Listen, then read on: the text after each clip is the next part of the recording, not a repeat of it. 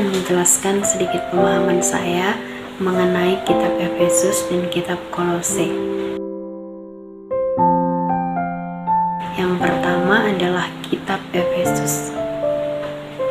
Penulis kitab Efesus adalah Rasul Paulus sendiri. Kitab Efesus dikatakan sebagai surat dari penjara karena ketika menulis surat Efesus, Paulus berada di penjara Roma. Surat Efesus ditulis sekitar tahun kurang lebih 62 Masehi. Maksud dan tujuan Paulus menulis surat Efesus adalah Paulus berkeinginan menguatkan orang-orang beriman di Efesus di dalam hal iman Kristen.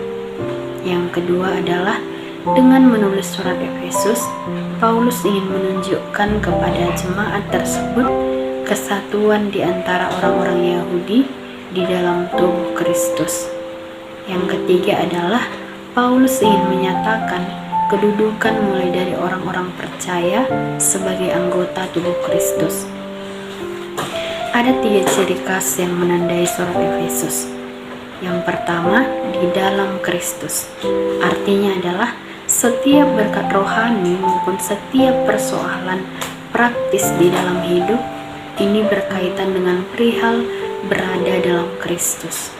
Yang kedua, beraneka segi peranan Roh Kudus di dalam kehidupan Kristen. Yang ketiga adalah surat Efesus merupakan surat kembar dari Kolose karena persamaan dalam isi dan ditulis dalam waktu yang sama.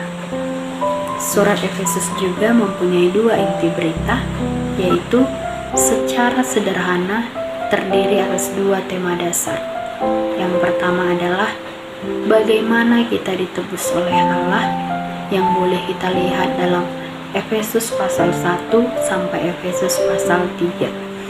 Yang kedua adalah bagaimana kita harus hidup sebagai umat tertebus itu, yang boleh kita lihat dalam Efesus pasal 4 sampai pasalnya yang ke-6. Yang kedua adalah kitab Kolose. Penulis dan tahun penulisan kitab Kolose sama dengan kitab Efesus, yaitu ditulis oleh Rasul Paulus sendiri pada tahun kurang lebih 62 Masehi.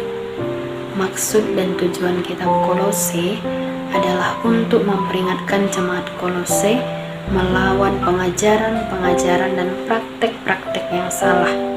Antara lain, 1.